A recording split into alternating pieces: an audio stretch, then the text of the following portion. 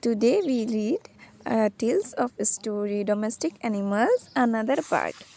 In a cozy corner of the farm, there was a clicking hen named Penny. Penny was proud of her shiny feathers and loved to lay eggs with hard silk. She had a cozy little nest where she laid her eggs, and farmers would collect them to make delicious omelette and cakes. And roaming around the farm, there was a friendly dog named Max.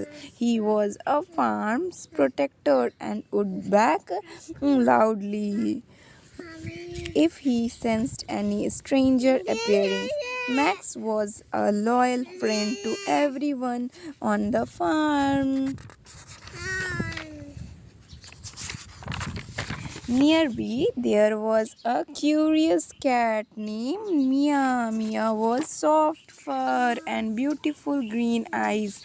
She liked to chase Mikey and keep the farm free from pesky rodent. Mia would often curl up in a sun and purr happily. And let's not forget the farm's hardworking horse named Birdie. Birdie has a long mane and strong leg. Birdie was gentle giant who loved to give ride to the children, making them laugh, smile. And a bunny. Bunny is a donkey. Bunny had Buddy's friend.